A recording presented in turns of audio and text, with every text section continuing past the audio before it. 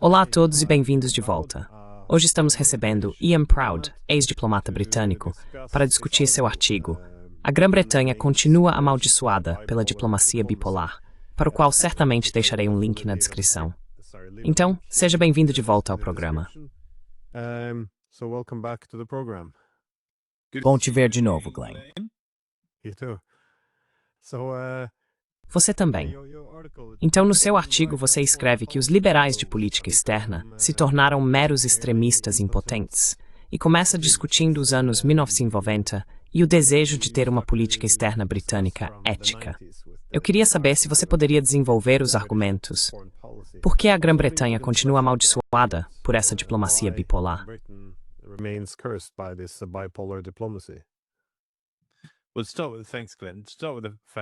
Bem, obrigado, Glenn. Para começar com as bases disso, quero dizer, houve um movimento nos últimos 25, talvez 30 anos, para enquadrar a política externa ocidental em termos morais, de que estamos buscando alcançar algum tipo de bem maior por meio de intervenções de política externa. Agora, trazendo isso para os dias atuais, algumas pessoas podem argumentar que isso é apenas uma nova forma de neocolonialismo. Mas deixando isso de lado em termos das questões práticas da diplomacia, certamente no Reino Unido há um esforço para criar essa política externa ética, que surgiu quando Robin Cook se tornou nosso secretário de Relações Exteriores em 1997, durante a era Tony Blair. Tentamos agir de forma ética, mas na realidade a política externa de qualquer nação sempre está enraizada no interesse nacional. Gostem as pessoas de admitir isso ou não.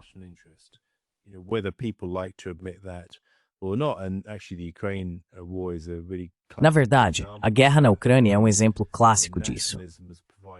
O nacionalismo serviu como um limite para formas mais extremas de política externa guiada pela moralidade, que poderiam ter nos levado a uma guerra com a Rússia, o que não seria do interesse de ninguém. Portanto, gostemos ou não, o nacionalismo nos impede de adotar uma política externa puramente moral, porque os tomadores de decisão, o primeiro-ministro britânico, o francês, o alemão e assim por diante, no fim das contas, precisam pensar primeiro nas necessidades de sua base política doméstica, e isso limita nossas ações. Acho que isso é simplesmente inevitável.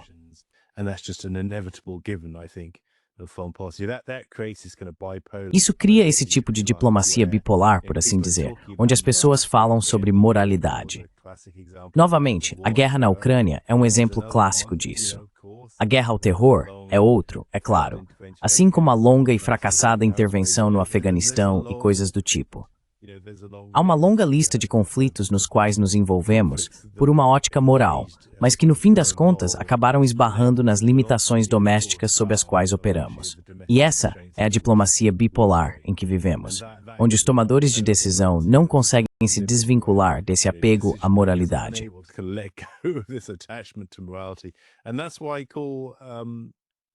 E é por isso que eu chamo, sabe, o pessoal da política externa liberal de novos extremistas, porque eles se envolvem nesse tipo de discurso moralista, elitista, de somos tão virtuosos e tudo mais. Mas, na verdade, são as pessoas que querem colocar os interesses do país em primeiro lugar, que são realmente mais moderadas. As pessoas que eles chamam de nacionalistas. Nacionalista virou um novo termo pejorativo. Nacionalista implica extremismo. Liberalismo implica federação. Bem, é claro que escolha de enquadrar as coisas deveria ser invertida.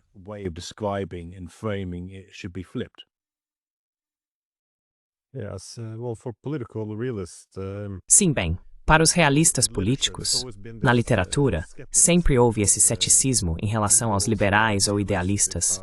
Porque, sabe, o outro lado de enxergar a oportunidade de transformar o mundo é que se você vê o mundo como ele é hoje, profundamente falho, e acha que ele pode ser substituído por essa alternativa ética, moral, utópica, basicamente transcendendo a rivalidade entre grandes potências, e sim esse fim da história, como colocou Fukuyama. Se você acredita que pode passar de um para o outro, estaria disposto a fazer quase qualquer coisa. E isso é, sabe, a velha ideia de que a premissa da paz perpétua nos coloca em um caminho de guerra perpétua. Porque com esses grandes e nobres fins, quase tudo acaba sendo legitimado, eu acho.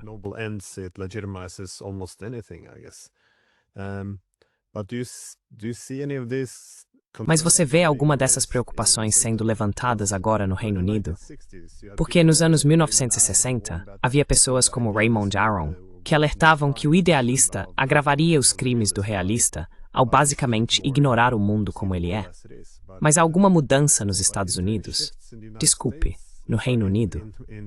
Porque, bem, isso vem acontecendo desde os anos 1990, mas à medida que falha, você presumiria que haveria uma reação em algum momento.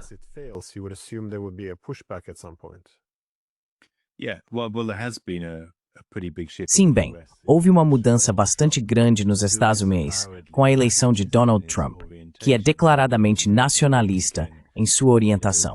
Todo o slogan Make America Great Again gira em torno de colocar os Estados em primeiro lugar, o que é fundamentalmente um ponto de partida nacionalista. Agora, eu não concordo com todas as posições do Trump, mas é preciso admitir que ele é essencialmente nacionalista em sua orientação, e não um idealista. Ele vê o mundo como ele é e tenta fazer acordos com base nisso. Agora, se você trouxer isso para o Reino Unido, mas também para a Europa de forma mais ampla, acho que o início do século XXI foi muito caracterizado por essa corrida ao centro político. E você ainda vê elementos disso hoje em dia.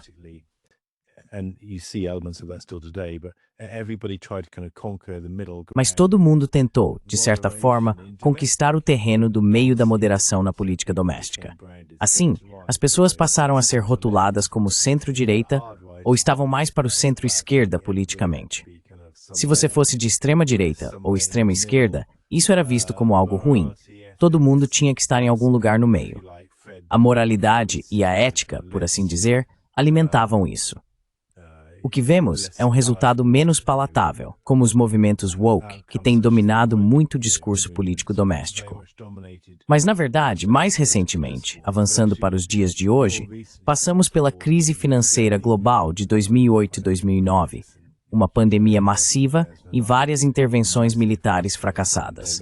Isso, por assim dizer, acabou estimulando um sentimento de exclusão entre as pessoas que se sentem afastadas dessa conversa política.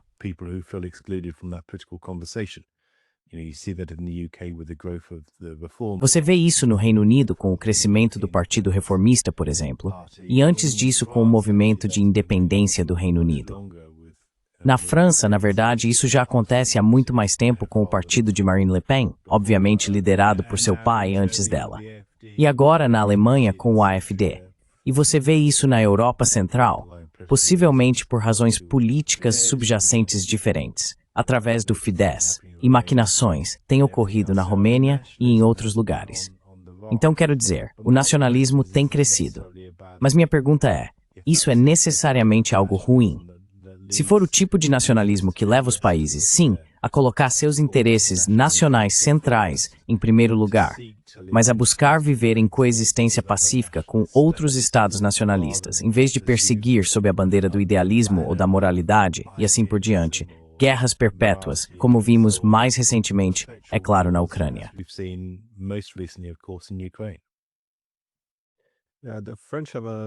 Sim, os franceses têm uma expressão interessante. Eles chamam de centro radical. Se você olhar para a extrema-esquerda ou extrema-direita, são eles que agora defendem a diplomacia e o fim das guerras.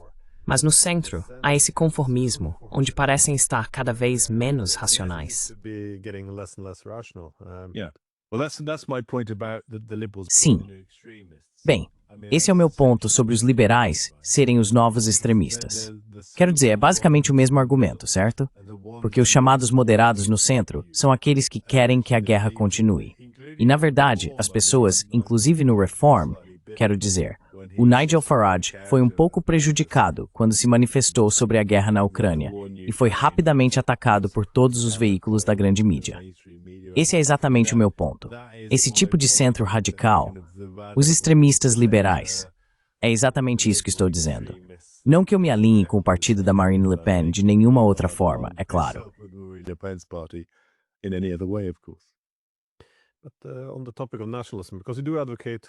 Mas sobre o tema do nacionalismo, porque você defende o nacionalismo moderado, acho que a razão pela qual o nacionalismo é uma força tão poderosa e atrai a natureza humana é que sempre nos organizamos em grupos. É o grupo interno, nós, contra o grupo externo, o outro. E o nacionalismo geralmente assume uma face muito feia quando você começa a organizar as nações em uma hierarquia. Então isso é, você sabe, o Übermensch, ou quem está acima dos outros. Mas nos anos 1990, havia pessoas como Robert Cooper, que sob esse novo internacionalismo liberal, aliás, ele foi conselheiro do Blair, se não me engano, escreveu livros e artigos defendendo um novo imperialismo liberal.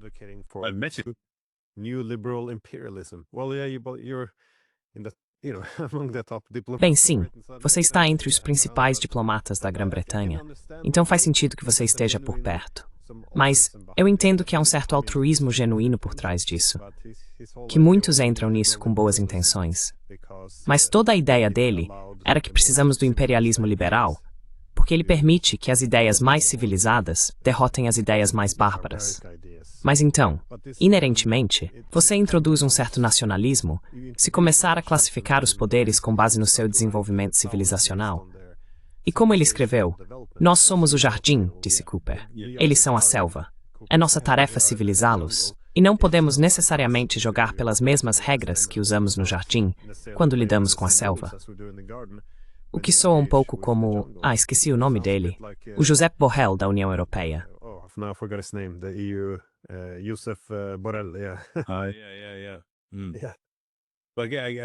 Sim. Mas novamente, como eu disse logo no início, isso é uma nova forma de neocolonialismo. Na verdade, essa tentativa de converter os chamados seres inferiores da Europa Oriental e partes da antiga União Soviética aos nossos supostamente nobres modos foi um fracasso espetacular e continuará sendo. E o seu país não é o único. Obviamente, a Rússia está reagindo a isso. Eles tomaram uma posição. Mas se você olhar para outros campos de batalha, como a Geórgia, por exemplo, que tivemos a sorte de visitar juntos em junho deste ano, eles estão dizendo, bem, só queremos viver de acordo com nossos valores como georgianos, estando em boa companhia com os europeus e em boa companhia com os russos. E qual é o problema nisso?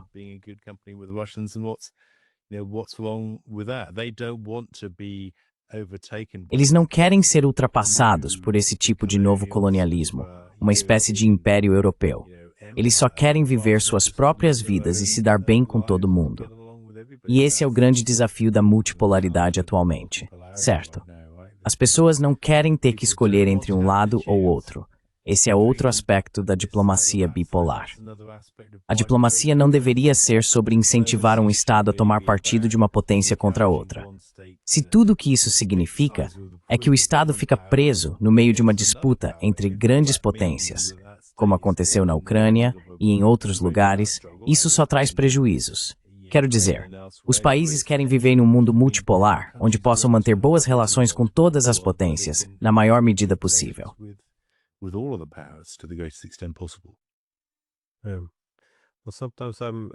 Bem, às vezes eu penso em Sócrates, porque ele fez esse argumento de que, sabe, sou um cidadão do mundo, o que se torna antinacionalista na era atual, porque você sugere que, sabe, nós contra eles, as fronteiras, elas não deveriam importar.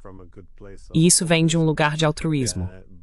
Mas então, um dos alunos de Sócrates, Alexandre o Grande, também usou a ideia de ser um cidadão do mundo, ao contestar a ideia de que somos diferentes deles. Então, isso também se torna um grito de império quando você expande.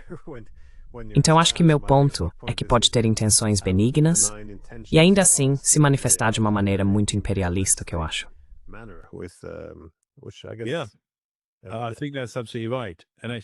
Acho que isso está absolutamente correto. E na verdade, Theresa May disse, acho que mencionei isso no meu artigo, que se você é um cidadão do mundo, é um cidadão de lugar nenhum. Claro que com isso eu discordo, porque posso me associar fundamentalmente à ideia de que todos fazemos parte de uma espécie de comunidade global. Todos devemos buscar promover boas relações uns com os outros. Todo diplomata deve ter essa curiosidade de entender melhor o país em que atua, aprender o idioma, conhecer as pessoas e todas essas coisas positivas.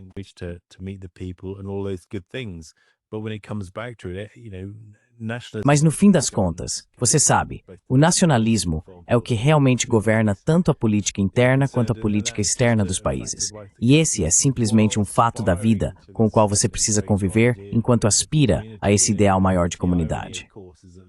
E a ironia, claro, é que os liberais de alguma forma submeteram essa noção, sugerindo que o nacionalismo é fundamentalmente algo ruim e que deveria haver apenas um objetivo maior que guiasse todas as nossas ações, independentemente das escolhas internas.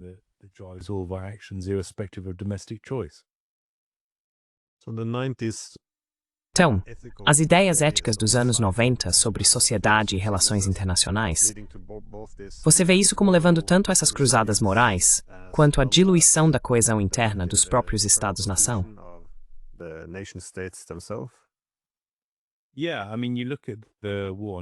Sim, quero dizer, basta olhar para a guerra ao terror após o 11 de setembro.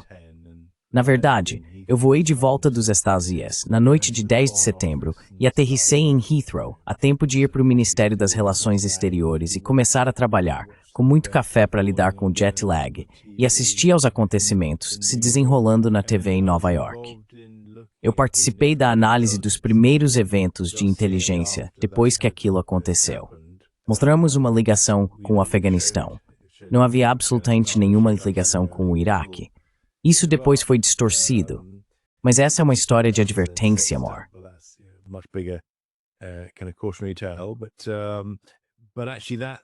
Mas, na verdade, isso acabou levando a esse tipo de guerra ao terror.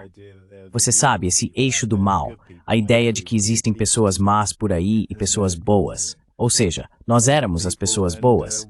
E os americanos, sabe, pessoas realmente boas. E deveríamos, de certa forma, sabe, lançar fogo do céu sobre todas as pessoas más, o que foi, obviamente, uma marca. E isso teve efeitos generalizados em todo o Oriente Médio por mais de uma década depois desse momento. E, claro, no Afeganistão até 2021.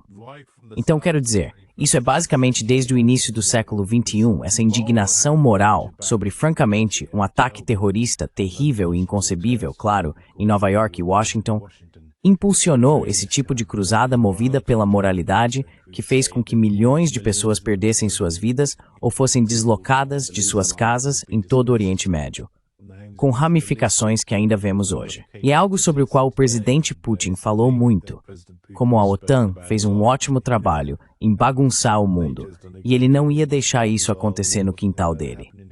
E parece que é isso que ele está determinado a fazer.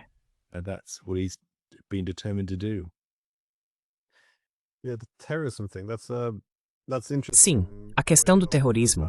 Essa é uma maneira interessante de avançar essa política ética. Porque quando você lida com terroristas, não deveria, imagino, empatizar com seus objetivos ou seus meios.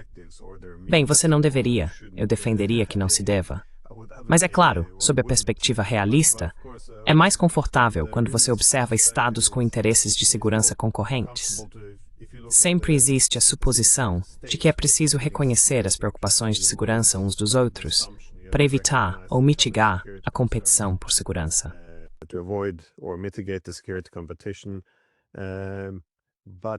Mas quando você vê o mundo por essa lente moral, onde, para citar Bush, sabe, é mocinhos contra bandidos, o que parece estar preso no nosso pensamento atualmente, assim como na consciência coletiva mundial, então você acaba não conseguindo considerar as preocupações de segurança deles. E toda a luta passa a ser apenas para derrotar os bandidos. O que isso faz com a diplomacia? Você vê, por exemplo, o conflito atual, a guerra por procuração que estamos travando contra os russos, como sendo influenciado por essa mentalidade?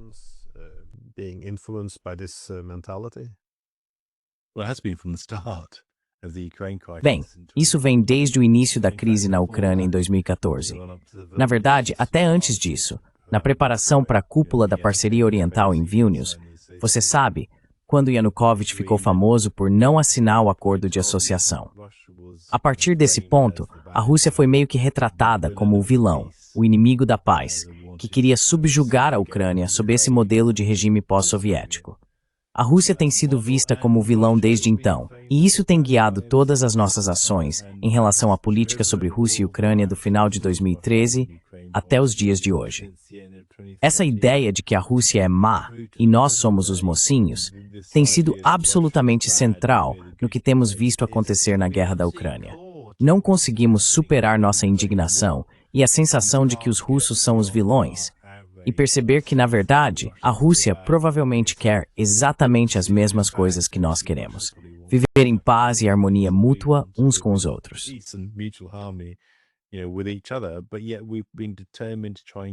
Mas ainda assim, temos estado determinados a tentar conquistar a Rússia por causa do nosso enorme tamanho como agrupamento militar. Agora 31, 32 estados, 1 bilhão de habitantes, 55% dos gastos globais em defesa. Certamente os vilões teriam que recuar no final. Claro, os vilões não recuaram, e agora as pessoas estão começando a dizer, bem, talvez nós sejamos os vilões. Eu sei que essa é uma conversa interessante que está acontecendo agora e que, francamente, vai começar a se desenrolar depois que a paz, com sorte, for estabelecida na Ucrânia. Você sabe, os cidadãos europeus vão começar a questionar se, na verdade, seus líderes são os vilões. E eu acho que esse é o grande e complicado debate que está por vir.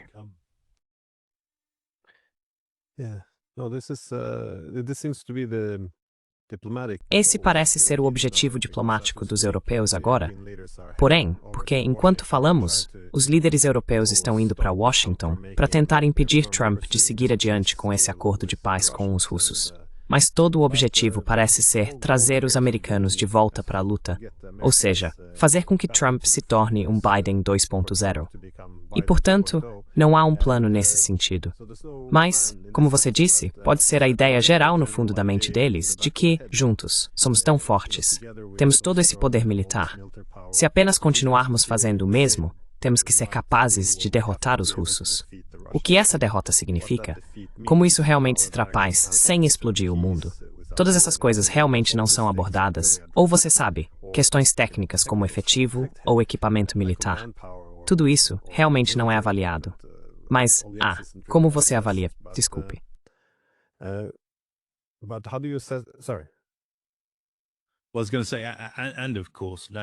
Bem, eu ia dizer que, claro, escolhas nacionais limitaram nossas ações, porque, se quiséssemos, poderíamos ter entrado em guerra com a Rússia em 2014.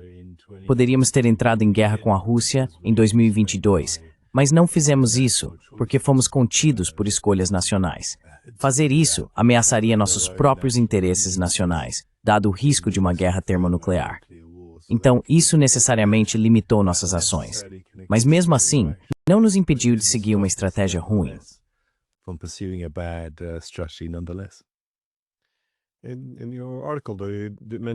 No seu artigo, porém, você mencionou a agenda de política externa feminista de Annalena Baerbock, ex-ministra das Relações Exteriores da Alemanha.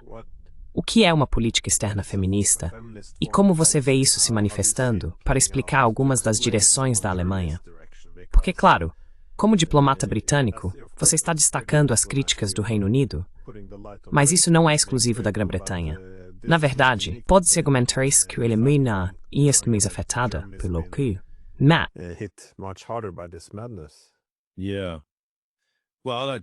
Sim.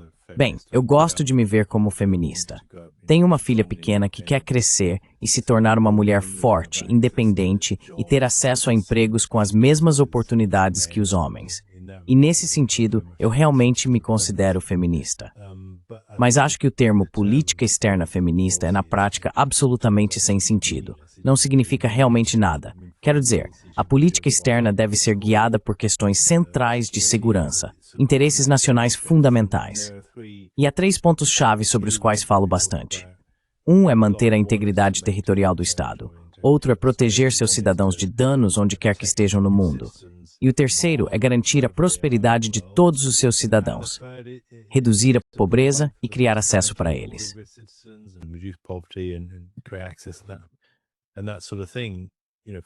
E esse tipo de coisa, isso é em termos de como projetamos nossos relacionamentos com outros países.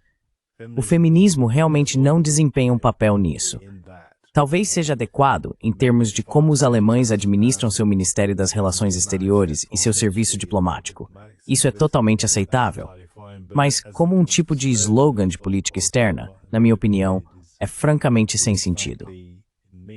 Não ajuda realmente os alemães a entenderem como se relacionar com a Arábia Saudita, por exemplo, ou com a Síria. Não os ajuda a compreender como maximizar da melhor forma seus relacionamentos com países onde todo o acordo religioso e cultural é muito diferente do deles.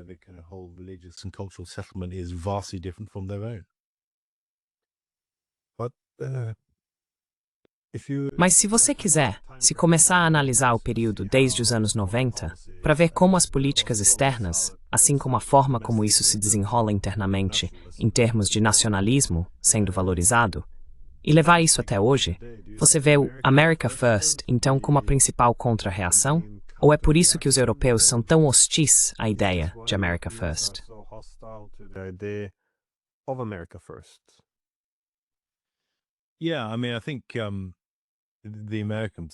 Sim, quero dizer, acho que a posição americana tem refletido em grande parte a posição europeia até a eleição do Trump no final do ano passado e sua posse no início deste ano. E, de certa forma, isso também impulsionou a diplomacia europeia a seguir essa direção ética. Há uma espécie de ponto de ruptura com o primeiro mandato do Trump, mas ele foi tão completamente superado dentro de Washington que não conseguiu realmente impor uma marca nacionalista na política externa da forma como tem conseguido desde sua nomeação este ano. Então, na verdade, acho que americanos, europeus e britânicos, em termos de política externa dimensional e ética, têm estado amplamente alinhados, francamente, desde o início da guerra ao terror. E só agora, isso está chegando a um fim abrupto também sob Trump.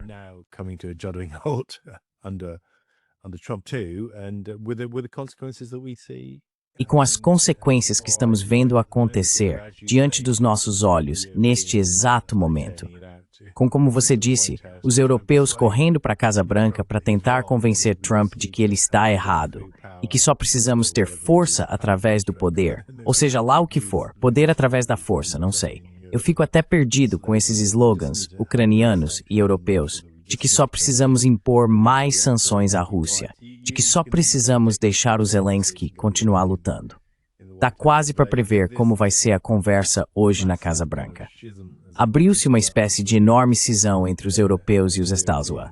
E eu acho que isso, na verdade, só pode ser algo positivo, porque essa era uma conversa que, francamente, precisávamos ter. Pelo menos sim, pelo menos há uns 14, 15 anos.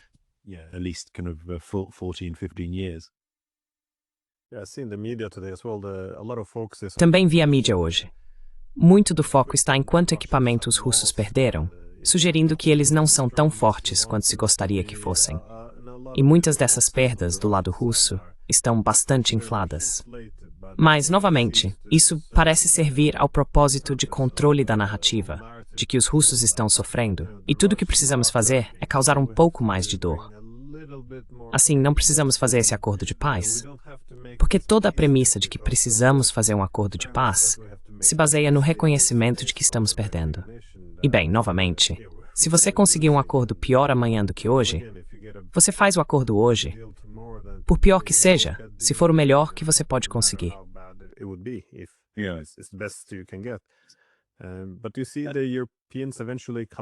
Mas você vê que os europeus acabam voltando ao seu próprio caminho, porque a ideia central é que se você não buscar os interesses nacionais, vai acabar se esgotando.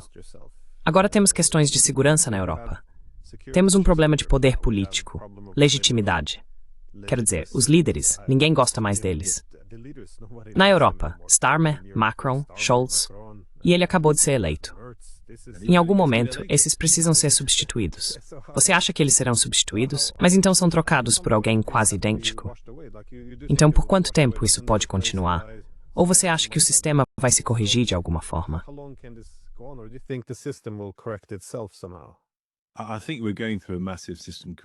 Acho que estamos passando por uma grande correção de sistema neste momento. E, na verdade, para ser justo, provavelmente isso já vem acontecendo desde que Trump repreendeu Zelensky no Salão Oval. Sabe, em fevereiro, britânicos e franceses apresentaram essa ideia de coalizão dos dispostos. Ficou claro o tempo todo que britânicos e franceses, em particular, estavam realmente determinados a tentar convencer Trump a pensar de outra forma. E isso fracassou. A posição de Trump hoje não é diferente da que ele tinha quando chegou ao poder. Ele fala sobre não recuperar a Crimeia, a Ucrânia não entrar na OTAN, não há absolutamente nenhum sinal de que Trump vá mudar sua posição fundamental sobre a causa raiz da guerra. As pessoas reclamam que ele é pró-Putin e tudo mais, mas não há indício de que ele vá mudar isso. E, na verdade, os europeus estão começando a encarar o fato de que terão que pagar por uma guerra que não podem bancar se não aderirem.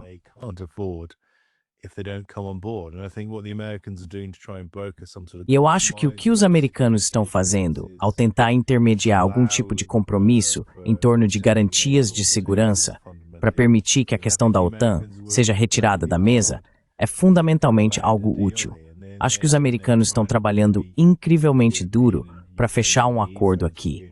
E estão tentando atender às necessidades europeias e ucranianas em relação a garantias de segurança e coisas desse tipo. Minha impressão é que os europeus vão cortar suas perdas nos próximos 2 ou 3 meses. E neste momento, eles estão passando por um período em que pensam em como transformar uma derrota em vitória.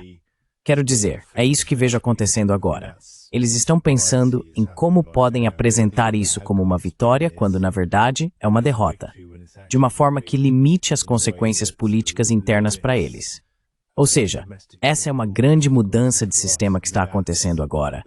E a mitigação de riscos com a qual os líderes políticos europeus estão lidando de forma intensa.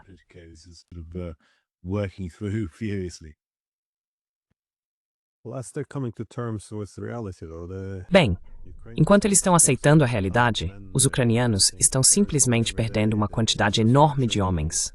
Eles estão perdendo território todos os dias. Sua infraestrutura está sendo destruída. A capacidade deles de se recuperar está enfraquecendo dia após dia. Parece cruel. E essa é meio que a ironia, eu acho, porque tudo isso está sendo feito em nome da moralidade e da virtude.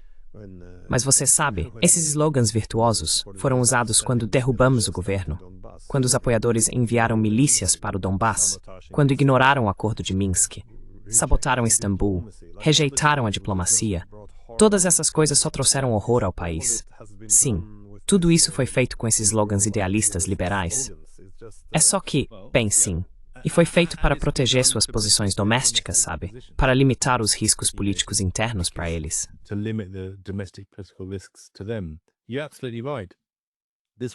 Você está absolutamente certo. Essa guerra deveria ter terminado em 1 mês após seu início, com os acordos de Istambul. Não terminou porque estávamos determinados a garantir essa vitória pelo tempo que fosse necessário contra um vilão que todo mundo no Ocidente liberal vê como Putin. E, na verdade, isso fracassou. Mas as pessoas têm relutado em admitir o fracasso por razões políticas internas, porque não sabem ao certo como podem vender esse fracasso para seus eleitores. E essa é a melhor maneira que encontrei para entender esse completo desperdício de vidas humanas, propriedades e tudo mais que aconteceu nos últimos 3 anos e meio.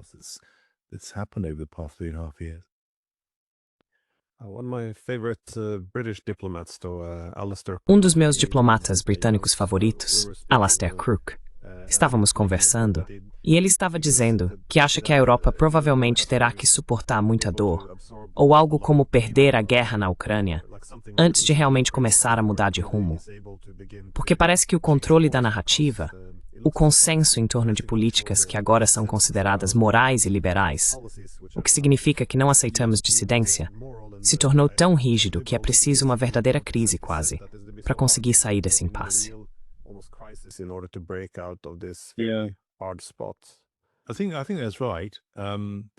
Acho que é isso mesmo.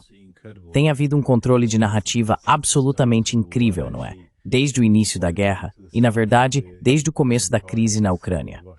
Sabe, a Rússia é a vilã e nós somos os mocinhos e todo o resto. Quer dizer, o que aconteceu na verdade e que provavelmente vai facilitar para as elites políticas dos países europeus mudarem de posição é o seguinte: em toda história, em qualquer conto de fadas, você precisa de um herói. E sabe, para o Ocidente, esse herói tem sido Zelensky desde o começo. E na verdade, só recentemente é que começou a haver, mesmo que os governos ocidentais já soubessem disso.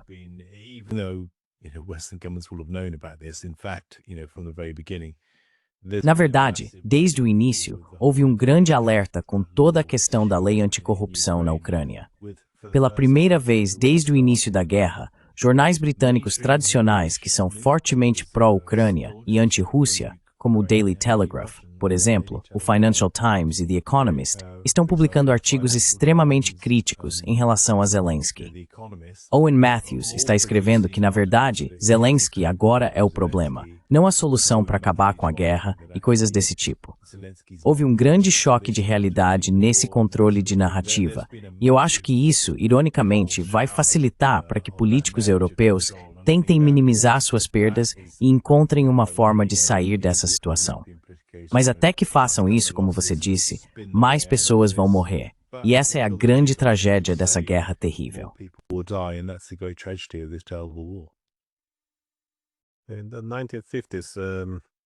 Na década de 1950, acredito que o acadêmico britânico Glenn Giesen estava escrevendo sobre a russofobia como um tema de estudo, porque era difícil compreendê-la a partir de uma perspectiva britânica. A Grã-Bretanha e a Rússia não têm tantos interesses nacionais concorrentes. Então, como explicar a hostilidade extrema em relação à Rússia, que leva a políticas que, na verdade, prejudicam os interesses britânicos? E quando você menciona os papéis que são assumidos, eu estava pensando nisso, porque ele olhou para trás, para a Guerra da Crimeia, em meados do século XIX. Todos tinham que assumir um papel. Então, quando os russos entraram em conflito com os otomanos tiveram que desempenhar o papel da donzela inocente em perigo, ou, como você quiser definir.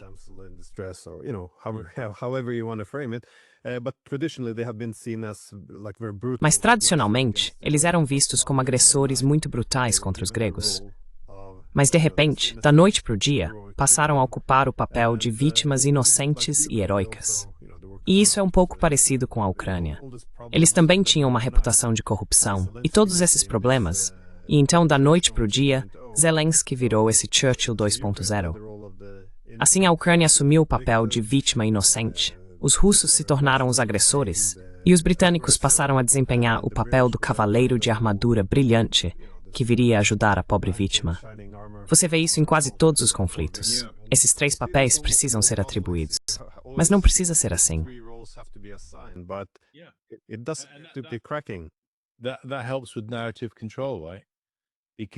Isso ajuda no controle da narrativa, certo? Porque se você consegue manter a integridade desses papéis, da vítima, do agressor, do salvador, então na verdade fica mais fácil ter esse controle da narrativa, essa consistência absoluta, tanto na mídia britânica, quanto na verdade na grande mídia ocidental. Você sabe, eles usam isso. A Rússia é o agressor, você ouve isso o tempo todo, a Ucrânia é a vítima, e nós só estamos realmente interessados em ajudar a Ucrânia, em socorrê-los. Então sim, mas o ponto que estou levantando é que isso foi quebrado.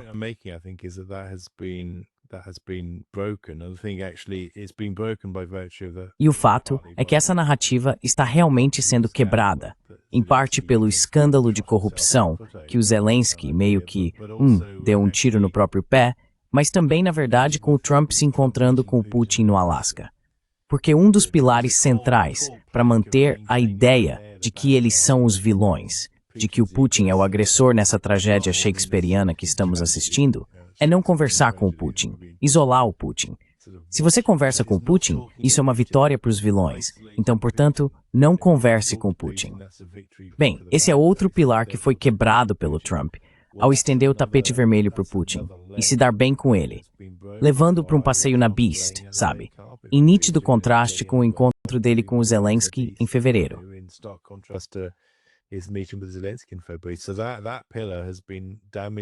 Então esse pilar também foi abalado pelo Trump ao dizer, bem, na verdade ele é só um cara comum e é um chefe de Estado. E como chefe de Estado sabe, se você quer resolver conflitos, temos que conversar uns com os outros. Então isso também foi afetado. E na verdade, o terceiro, sabe, aquela narrativa do Salvador, é algo sobre o qual eu poderia escrever um artigo depois de conversar com você, Glenn. Isso é uma ótima ideia de artigo para eu escrever sobre o Salvador. Bem, isso também não está funcionando, porque não viemos em socorro da Ucrânia. Nunca enviamos tropas, sabe, para ajudá-los. Não temos dinheiro para apoiá-los, sabe, a longo prazo. E não há nenhuma capacidade militar crível que estejamos dispostos a colocar em campo, de qualquer forma, porque nossos exércitos são pequenos demais. Então toda essa narrativa está começando a desmoronar.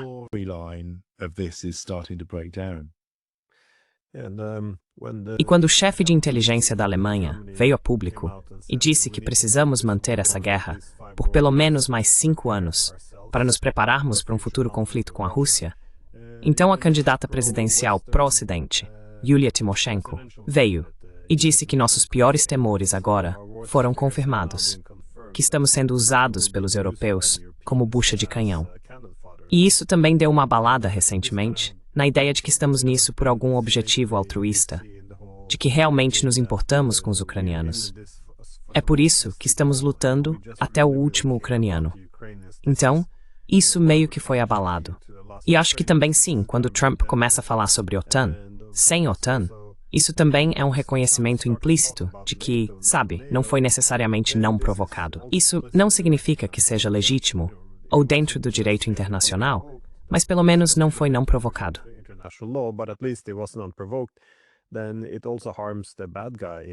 Então isso também prejudica a imagem de vilão. E como você disse, os ucranianos, esse ator inocente com Zelensky como o herói à la Churchill, tudo isso está desmoronando muito rapidamente. Então, minha última pergunta é sobre quais expectativas você tem agora. Porque, bem, hoje é segunda-feira, dia 18, e enquanto conversamos, os europeus estão indo para Washington. Trump acabou de se reunir com Putin e agora terá uma reunião com Zelensky. Zelensky traz reforços, que basicamente são todos os líderes europeus que, bem, são os principais líderes europeus, mas nenhum deles tem algo que se assemelhe a uma aprovação decente. Mas ainda assim, todos estão vindo para dar apoio. Como você vê isso se desenrolando nesse contexto mais amplo de diplomacia bipolar?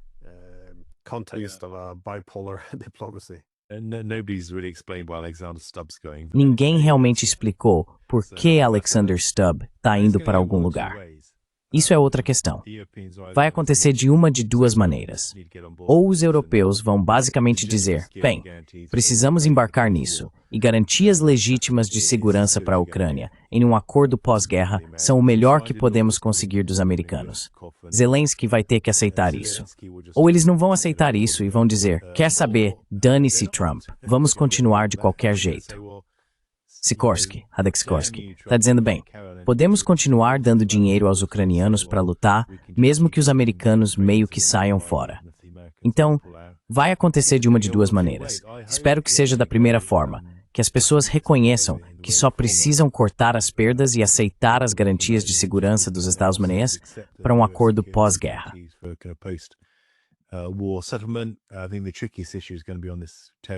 Acho que a questão mais complicada vai ser essa questão territorial, com a retirada das tropas ucranianas de partes do Donbass que ainda ocupam. Isso provavelmente vai ser o maior obstáculo, para ser sincero, neste momento, já numa fase avançada. Mas espero que consigam chegar a algum acordo milagroso. Só não vejo por que Zelensky consideraria isso do seu interesse, porque seria suicídio político. Então, novamente, voltando ao lado puramente doméstico, Zelensky sabe que qualquer acordo que ele faça agora vai parecer um fracasso, e isso levará ao fim de sua carreira política. Meu medo é que Zelensky simplesmente insista e que os europeus sejam fracos demais para dizer a ele, olha, Volodymyr, precisamos simplesmente cortar nossas perdas agora, e assim continuaremos até 2026. Mas estou torcendo pela primeira opção.